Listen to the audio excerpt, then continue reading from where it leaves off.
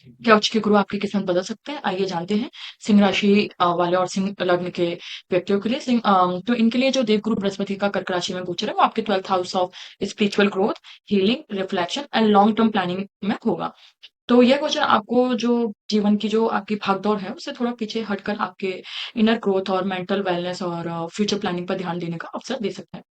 और ये समय आपके लिए जो है वो बाहर की उपलब्धियाँ को नहीं, बल्कि जो आपके अंदर है माइंडसेट, अपनी जो आपकी इमोशनल हीलिंग है और जो लॉन्ग टर्म गोल्स है उसको स्ट्रॉन्ग करने का भी हो सकता है। कई लोग जो पुराने तनाव या चिंताएँ हैं या जिनके अधूरे जो चैप्टर्स हैं, उनको आपको पीछे छोड़कर नई शुरुआत करने का अवसर मिल रहा है। उन सबको आप पीछे छोड़ दें, क्योंकि वो सिर्फ़ आपको तकलीफ ही दे सकते हैं। और कुछ लोगों के लिए जो कुछ लोग हैं जिनके लिए लंबी यात्राएँ या नए आपको नए अनुभव या नए वातावरण में काम करने के अवसर भी मिल सकते हैं। अगर आप हेल्थ सेक्टर से हैं या स्पिरिचुअलिटी में हैं या आते हैं या कोई काउंसलिंग सेंटर, अगर आप काउंसलर हैं या साइकोलॉजिस्ट हैं, तो और अगर कोई मेडिटेशन कोचिंग है या फिर आप किसी भी ह्यूमैनिटेरियन वर्क से हैं, तो उन लोगों को भी बहुत प्रॉफिट होते हुए नजर आता है। ये देखकर जुपिटर, इसके बाद हम जुपिटर की फिफ्थ एस्पेक्ट की बात करेंगे। फिफ्थ एस्पेक्ट आपके फोर्थ हाउस पे आता है, जो कि होम प्रॉपर्टी और इमोशनल। तो जुपिटर की जो फिफ्थ एस्पेक्ट है वो आपके फोर्थ हाउस पर आएगी। तो इससे क्या होगा कि घर परिवार का जो एटमोसफेयर है वो पहले से बेटर होगा, और जो परिवार के साथ के जो संबंध है वो आपको आपके बेटर होते हुए नजर आते हैं। प्रॉपर्टी या होम रेनोवेशन या व्हीकल परचेज या होम रिलेटेड प्लानिंग भी सक्सेस होते हुए नजर आती है।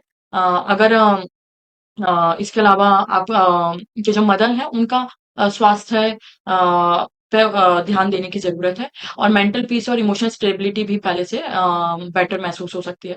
वहीं अगर हम जुपिटर की 7th एस्पेक्ट देखें, जो कि आपके 6th हाउस पे जा रही है, 6th house is for house of work, service, competition और प्रॉब्लम सॉल्विंग का हाउस होता है। उसमें क्या होगा कि जो आपका वर्क प्लेस है उसमें आपके लिए जो सिचुएशंस है वो बेटर होते हुए नज़र आती है।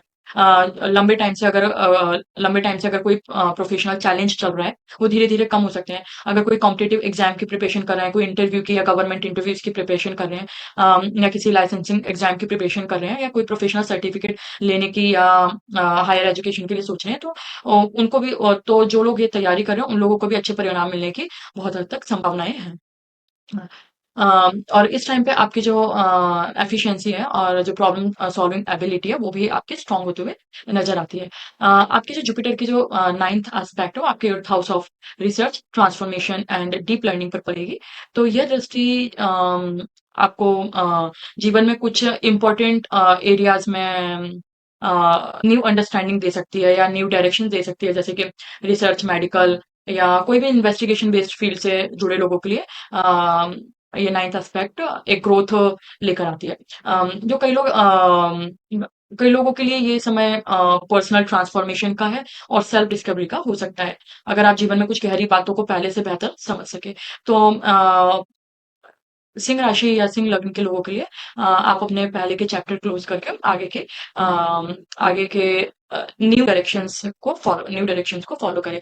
इसके अलावा और क्या अच्छा दिखने मिलता है कि आपको मेंटल क्लैरिटी आएगी, इमोशनल हीलिंग आपकी बढ़ सकती है, जो पुराने टेंशन और प्रॉब्लम से उससे आपको रिलीफ मिल सकता है, जो लॉन्ग टर्म प्लानिंग और फ्यूचर विजन है वो आपका स्ट्रांग हो सकता है। स्पिरिचुअलिटी, मेडिटेशन और सेल्फ डेवलपमेंट में आपकी जो आपकी रुचि बढ़ सकती है। आप तंत्र मंत्र में भी आपकी रुचि बढ़ सकती है। कोई हिडन टैलेंट या एबिलिटी आपके सामने आ सकती है, और लाइफ को एक नए पर्सपेक्टिव से देखने का मौका मिल सकता है या देखना पड़ सकता है। क्या आपको सावधानियां ध्यान में रखनी है, उसके लिए आपको फाइनेंशियल प्लानिंग पर विशेष ध्यान दें, और अपनी जो फ्यूचर प्लान है हर किसी के साथ शेयर ना करें, नहीं तो वो सक्सेस नहीं होंगे। इमोशनल डिसीजन लेकर कोई भी बड़े इन्वेस्टमेंट ना करें, और ओवर थिंकिंग और आइसोलेशन की आदत से दूरी बना के रखें, और जो आपकी जो वर्क लाइफ बैलेंस है वो बहुत बनाना बहुत ज़्यादा ज़रूरी है।